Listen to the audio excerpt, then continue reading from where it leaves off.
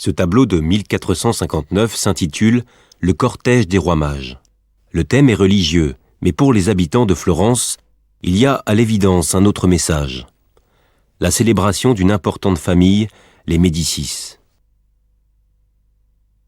Ce vieil homme au bonnet rouge, c'est Cosme de Médicis, le banquier qui a construit le réseau financier le plus important d'Europe. Juste devant lui, son fils, Pierre. Plus loin, le jeune Laurent de Médicis, qui deviendra Laurent le Magnifique. Florence est une république, mais les Médicis sont si puissants que le peintre n'hésite pas à mettre une couronne sur le jeune héritier de la famille. Banquiers, politiciens, les Médicis sont aussi le centre de la vie intellectuelle de cette époque, où Florence est le phare de l'Europe. Ils vont trouver en Botticelli le peintre qui va mettre leurs idéaux en images. Ce tableau de Botticelli, Le Printemps, a été commandé à l'occasion d'un mariage dans la famille Médicis.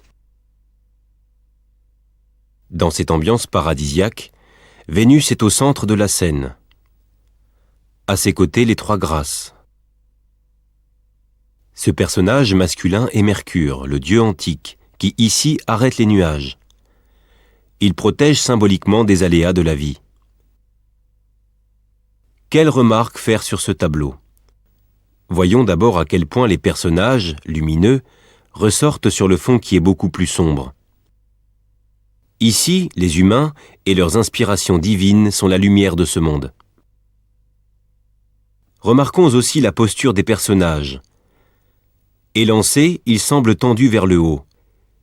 C'est particulièrement le cas des trois grâces, dont tout le corps, des pieds à la tête, semble se projeter verticalement.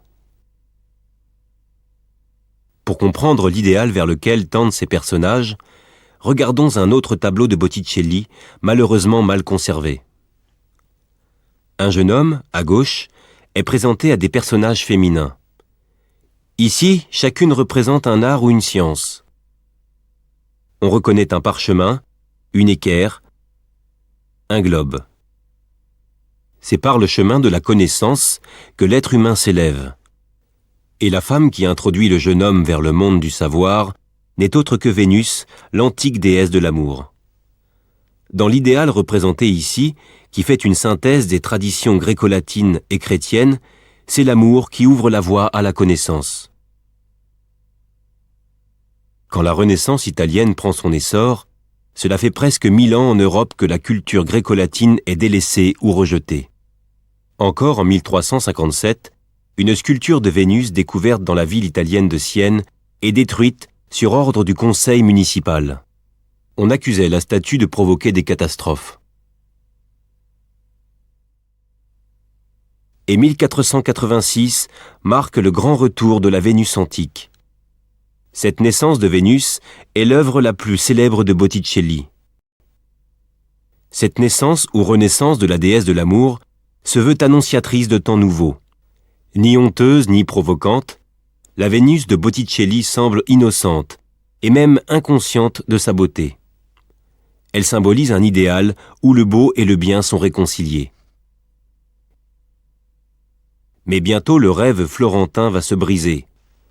Dans les années 1490, la ville doit faire face à la peste puis à la guerre. Un moine aux pensées sévères, Savonarole, prend le pouvoir et fait brûler des œuvres d'art. De nombreux artistes s'enfuient. Quant à Botticelli, qui reste à Florence, il retourne sur la fin de sa vie à des œuvres religieuses. Dans sa Pietà, les personnages sont toujours beaux et élancés, mais c'est la souffrance humaine et non un monde idéal qu'ils représentent. Ce qui restera comme l'âge d'or de Florence est passé.